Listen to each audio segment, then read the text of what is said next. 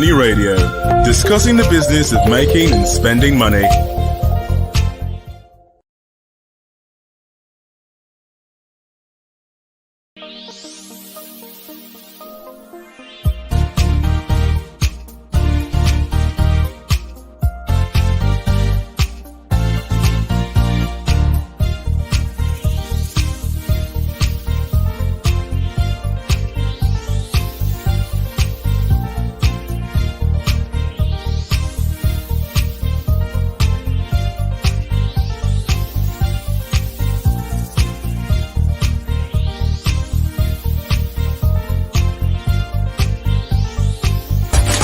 Money Radio, discussing the business of making and spending money. Hello, you're welcome to today's edition of Money Radio on Leadership Podcast. Money Radio is a program that brings to you the latest development on business and economy cycles in Nigeria and issues of businesses around the world.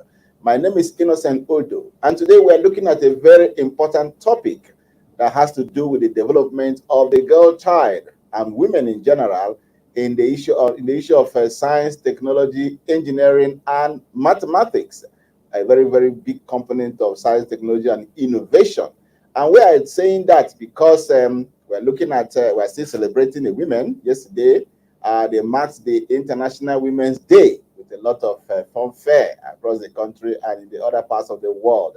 So we are looking at this very important sector in the Nigerian economy, where we need to do some real investment in the life of the girl child in order to promote their status and let them have opportunities in the area of technology and manufacturing.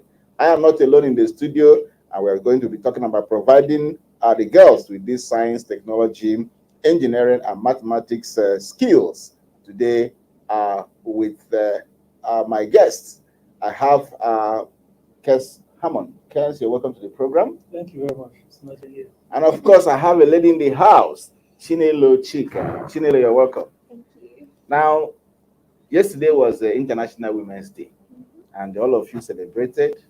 I don't know whether you gave us anything out of the celebrating. Also, You celebrated the women. well, yesterday was filled with lots of activities on women, either by women or by agencies, international and local.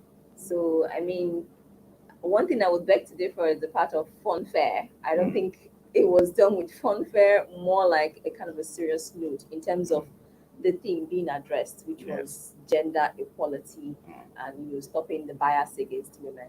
So, I mean, that still remains a big issue that women are struggling with, which somehow the topic we are discussing today also kind of like flows into. So, yeah. Oh yes. Now, apart from the fun fair part, there are serious issues of breaching the gender gap, and the United Kingdom, of course, yesterday, marked about 20 million pounds. That's about 10.88 billion naira. That's a whooping amount of money earmarked for the development of women around the world, and especially Nigeria and Bangladesh and some other countries will benefit if they are able to tap into this very huge project in order to enhance the status of women. But specifically speaking, they talk about developing their skills in the STEM, that's science, technology, engineering, and mathematics. That happens to be one area that the women definitely may not have done as expected. So using this celebration as a kind of an anchor to project the women in this very important area, how do you see it? I think it's a good thing that UK has done this, provided this fund, made it available. Um, it's something that Nigerians should also look into of how to assess this kind of funding. But then I think therein lies the matter, right? I feel like we depend so much on funding coming from outside of the country in order to do what we should do in the first place. Um, women, I mean, there are lots of women in science and technology, but maybe not here in Nigeria, and more needs to be done, right? It's not that these women can't be able to do it, but they need those opportunities. And of course, it's good that in the past we've had financial empowerment programs for women. But how far can you financially empower somebody? I mean, the world is moving into the realms of knowledge. Is that like an economy of knowledge and information knowledge-based now? economy, yes. So how far would being what's it called now? An ATM financial agents help you. It won't take you so far. You know. But yeah, we just hope that we get to know this. But there's another issue of getting the civil societies that may be interested in or that are involved in funding women organizations or women um, are addressing social issues that involve women to also tap into this funding. It's a good thing, but we have to know how to tap it, especially and to key it into the specific areas, which if it's science and technology, we definitely need to do more here in Nigeria. Oh, yes, indeed. We definitely need to do more in the area of science and technology. Yes, there are some militating factors against this emancipation of women. They talk so much about bridging the gender gap, stopping the bias against them, and of course, promoting equality and equity in the social fabric of Nigeria and in other parts of the world, where women have definitely been subjected to some very uncomfortable treatments, if I will say, maybe due to culture, religion, and so on and so forth. Now we have a challenge that they must rise up to this modern trend, which is technology. They must embrace it, and we must invest in the life of the girl child in order to promote STEM. What is your take on that? You mentioned factors militating against the emancipation of women. And of course, you mentioned culture, religion. I will add government. But of course, culture and religion influence people who are in government. So it's just an expansion of, or an extension of the culture and religious practice we have in this part of the world, and are actually suppressing women and keeping them from advancing. Culturally, most in most cultures in the country, we see that women's the perception about women is they are the ones that are supposed to take care of the home. That is their job. That is their, and of course, it's a role in the family setting. It's a role that they are supposed to play. However, when that role becomes a factor that suppresses them from advancing, then there is the problem. Therein lies the problem. Religiously, we talked about religion and culture, they are intertwined. But it actually goes up to the government, and that we said government is an extension of culture and religion. Just recently, last week, there was a bill passed into law which women have been demonstrating against, and rightly so. Um, Take, for example, you, innocent Udo, can go and marry a woman from Russia or China, and virtually automatically she becomes a Nigerian by virtue of the fact that you are a Nigerian.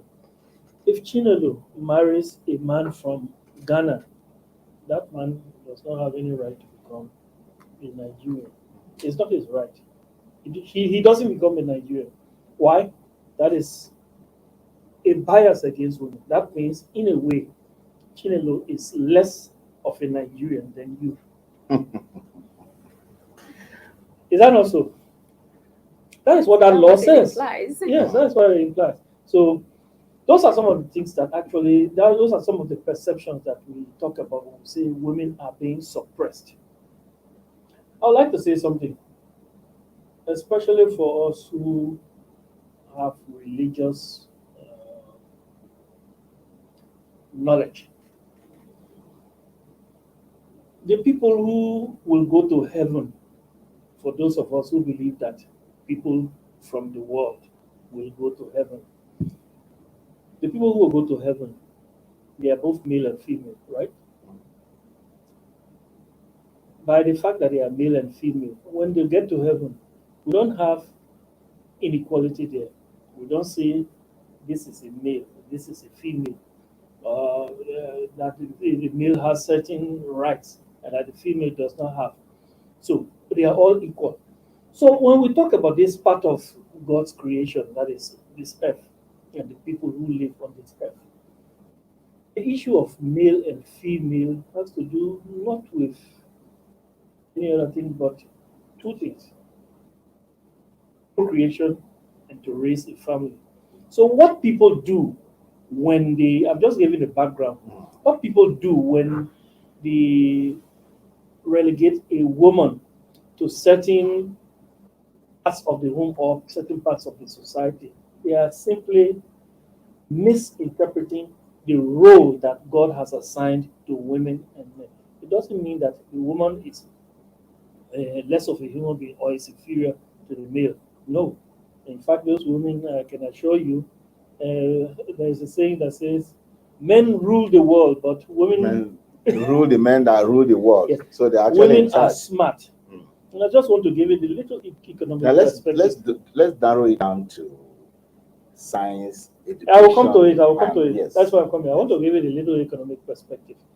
You see, for every woman that is relegated to the background, or that is that society has impeded from advancing somehow, is a minus on the economy. You understand what I'm saying? Yes, because when we talk about productivity, these women are actually, in fact, many times they are more productive. They are more hardworking. Many of them are more hardworking than many men.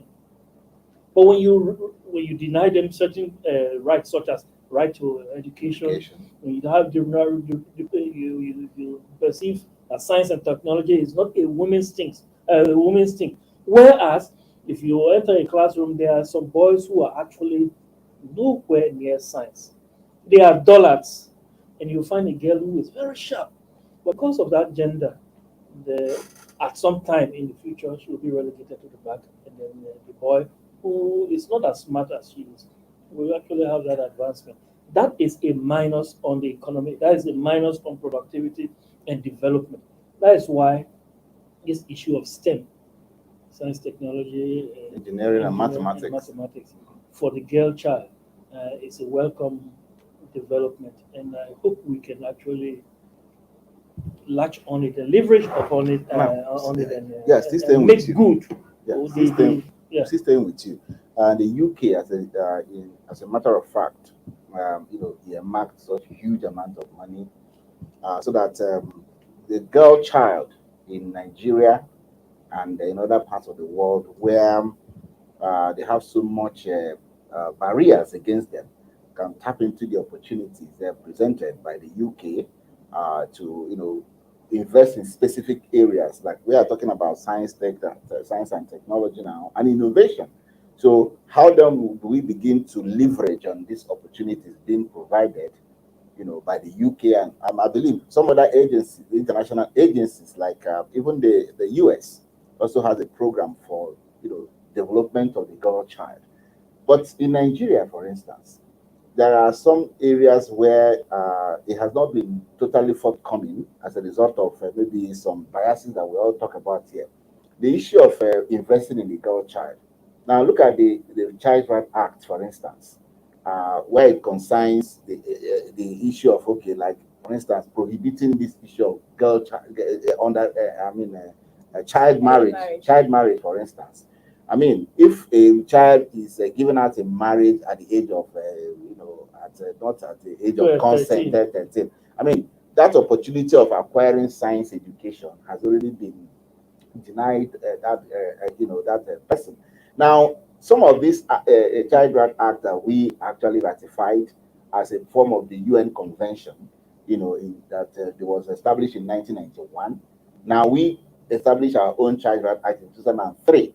But up till now, a lot of states don't want to domesticate it.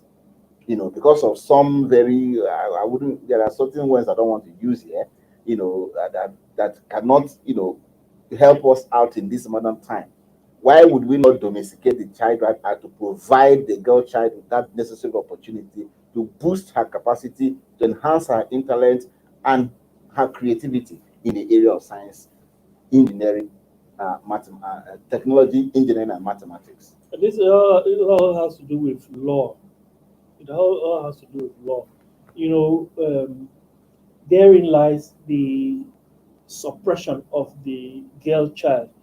Of course, when a boy and a girl meet and they procreate, and usually it's not just a boy and a girl, you have small girls. I'm talking about just grown people, 11, 12, 13, that are being given up in marriage. What you are doing there is you are depriving that child of a future.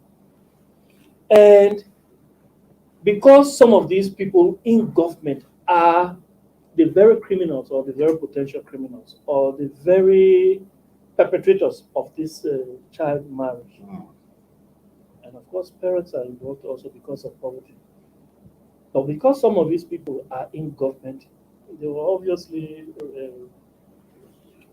uh, All they, right. they, they, they wouldn't support that kind of act. And those are some of the things. It has to be universal. It has to be federal, and that federal act needs to actually Yeah, permeate the states. the states. All right. If you are just joining us, we are talking about providing the girl child with opportunities in science, technology, engineering, and mathematics to be able to develop their skills to meet with the modern trend in technology and manufacturing. We're going to take a short break. When we come back, we'll continue with the discussion. Don't go away.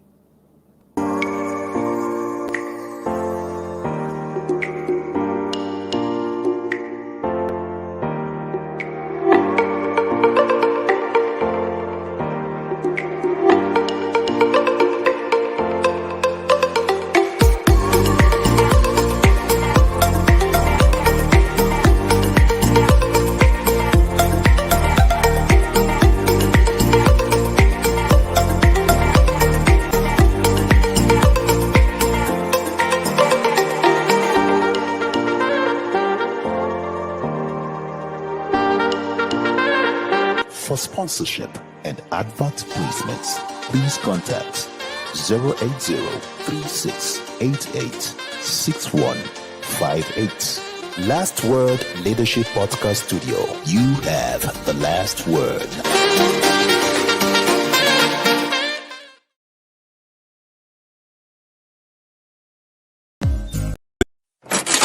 Money Radio, discussing the business of making and spending money.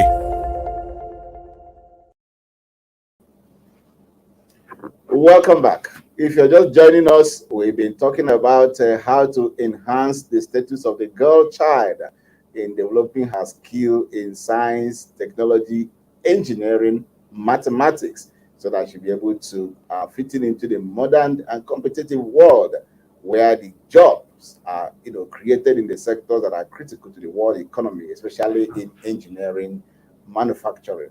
Now, Chinelo, before we went on that short break, Kes was talking about still on the issue of these barriers, because the topic we're talking about is a very huge area of concern to nations' economies and all that. But the limitations of women in this area has always been the issue. Now, talk about cultural limitations. How do we navigate out of this cultural conundrum that has always militated against women? We say that culture is the totality of the life of a people. And culture is also dynamic, as well as culture being also tyrannical, if you ask me. It is true. So now are we left in a quagmire, or there's a way out of the cultural limitations that inhibits the women emancipation? Okay, before I even answer that, I would like to say that it's not, Nigeria is a very big country, right? And all the states have different cultures. And let's not forget that half of the country also um, isn't really affected necessarily by culture in terms of getting women into education and into the science and tech field. So that being said, I will go back to the cultural issue. You know, people take advantage of women in the sense that they look at gender roles and then try to pigeonhole women to certain roles. I mean, even in the Bible, it says that just because a woman is told to submit to her husband doesn't mean that she's his slave, right? So, I mean, even today we see more men, especially younger men, who are helping out, doing school runs, picking up children. It's just things are changing, right? But we to navigate such systems where we still have the culture still a major barrier against women entering into fields like science and technology. I think it's a matter of us doing a strong advocacy, right? There's something that the UN calls he for she campaigns, right? Where they try to make the male not just focus on women now, you focus on the other party to make them understand the importance of getting their children into the science and technology and engineering and mathematics field can do for both you and your family. I remember going for a program where we had this short film screened about a young Hausa girl, about 12 years old. She was so interested in electrical things, and she was so pumped about going to school. But then all of a sudden, one day, her life changed. Her dad, called her to come out and meet somebody in their town who came to request for her hand in marriage, right? So the young girl cried and said she wasn't interested, that she wanted to further her education. And I think the dad would want to, but his hand is basically tied because he didn't have the means of taking care of the girl or helping her further the education. But then it happened that same very night, because the dad is asthmatic, so he couldn't find his inhaler. So, and it took I think it took a kind of something for her to get. No, it wasn't inhaler. I think he was sick and they needed to hook him up to something in order for him to survive. So it took this young girl going, navigating the electrical systems to surge a power that brought back the machine to life, to get the father to understand that, okay, if my daughter can do this at this age, what can she do in the future? So in terms of doing that kind of advocacy, taking it to the opposition and telling them, okay, this is what this can do for your child. It can open up your family. It can do so much for you. Then also we are also looking at the other side of it, where we look at the schools we have already. What are they doing? Because we have this habit of, especially in Nigerian schools, we're supposed to be a science school, we're supposed to be a tech school, and yet you don't see a single science equipment in any of those schools. I remember going to school in my days, and we go to the science lab. You don't see a single experiment or anything happening. Everything is theoretically done. So we need to encourage a system where practical aspects of science are being studied in school, and it doesn't really take much, really. We have so there's something they do abroad where they instead of focusing on maybe schools because they're not functioning, they try to create these hubs where young people once they notice your talent, they throw you into that such hub. Yes. And then you begin to grow your skill little by little. So this is something that we can also try out as well, and this is where such monies can, like the UK is shelling out, can come in handy. Then of course there's also looking at the school now, like okay, the CSOs that are also funding, that are also involved in kind of this in engendering, empowering women, those who are involved in the science. I know one called TechHa, and they are involved in pushing young girls towards this field, right? Then of course we know that some of our women are already doing well, especially in fintech. We have a lot of women going into fintech now. These are also people that can be examples to young girls, and if they can be looked into and funded as well, it will also help girls into going into this area of learning. Then of course the onus also falls on parents. I really must emphasize this. As a parent, it's your duty to know your child. What's her curiosity like? What does she have interest in? And then push her in that direction. I think gone are the days when you say, I want you to study law, I want you to study medicine because you feel like it. Children exhibit certain skills or certain in positions at a very young age, right? And so you need to know them and know where to fix them into so that at a very young age they start moving towards that. Okay. Area. The thing is, we raise one very important issue. We don't have to always depend on outsiders to raise funds for us, to be able to invest in our education, especially the education of the young girls. Now, there is an education sector here. We have a budgetary or budgets for education here. Of course, we know that according even the standards set by the international community, I don't think our budgetary system has met that standard in the last couple of years. That's for education. Yeah. So does it leave, does it leave, give an impression that we're a serious people trying to, change the concept, trying to, put things together for the girl child? Now I'm saying this because it's not just about the funfair or celebration. Every year you come and then you make all the statements. The women will come and they, celebrate, and then that's all. They go home. What about the advocacy? Is it enough? How far have we gone in these years gone by? Have we been able to actually bridge that gap? In the real sense of the word, if there's so much work being done in this thing, has it yielded the desired result, or the gap is still, widening? Uh, a funny thing. I think that's where the issue of sustainability comes in. Even if you do something one year and then you leave that thing and then you don't follow up and continue doing it, it's going to make every other progress you've made in the past useless, right? So we really need to be consistent. Like somebody said yesterday that it's not just this one day that you celebrate women. International Women's Day should be every single day. So that means your efforts, everything you are doing, both as a state government, both as a federal government, should show consistent investment, because we don't expect you to bring all that money at once to pump in or do it. Consistent. You may earmark, okay, this year we will focus on this, next year we focus on this, the upper year we focus on this, just to make it consistent. So it doesn't help when you do it one off and you leave it off, because that's where most of our problem as a country is. Okay, we talk about consistency in terms of programs, in terms of policies, in terms of advocacy. Consistency just generally in terms of how we articulate our views and our views around developing the girl child, case. The fundamentals, are they right? We talk about the budgetary allocation that we say here, not up to the standard set by the international community in terms of investing. I think it was a UNESCO. So 26% of your budget should actually be devoted to education. Now, in the last couple of years, in Nigeria, for instance, we have not even gone to up to. I don't think we have even gone up to 10%.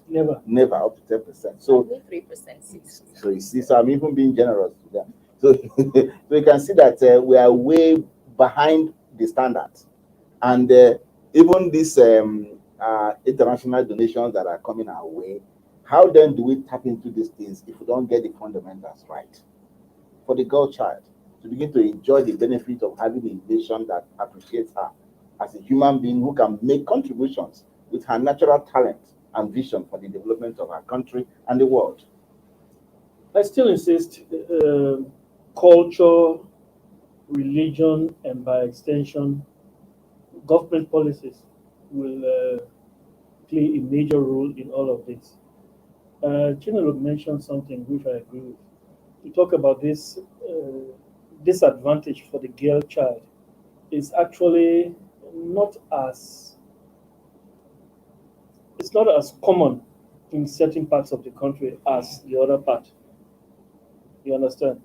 So that other part is where you see, for example, that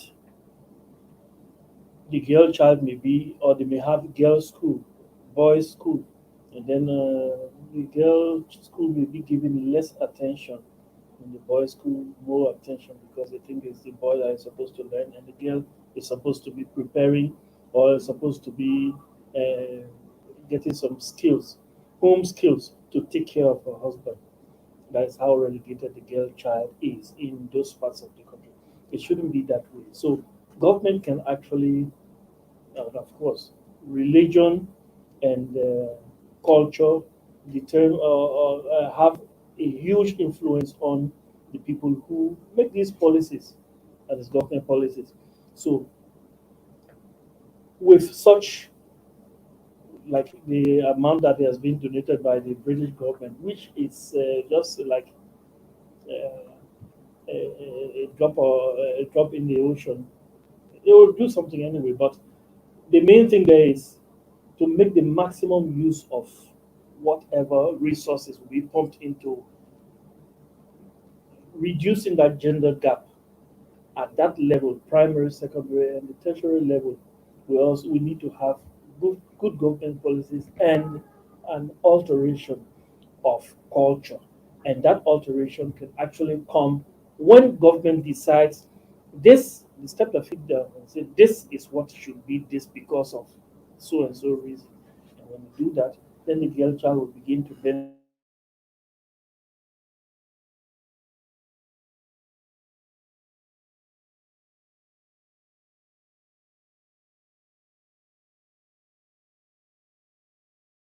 Making process.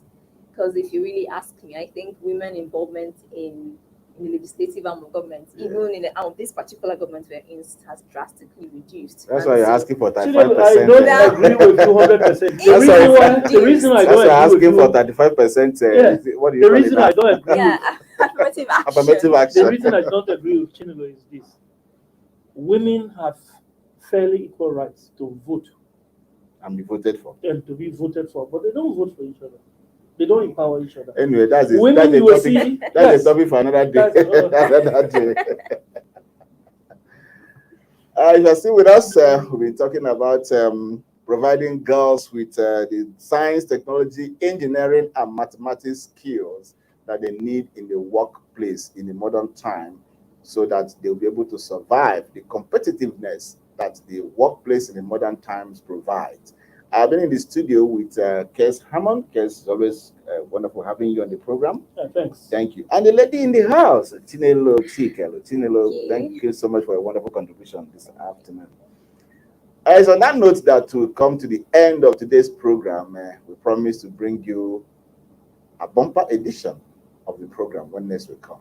Stay blessed and goodbye. Thank you for watching. For sponsorship and advert placements, please contact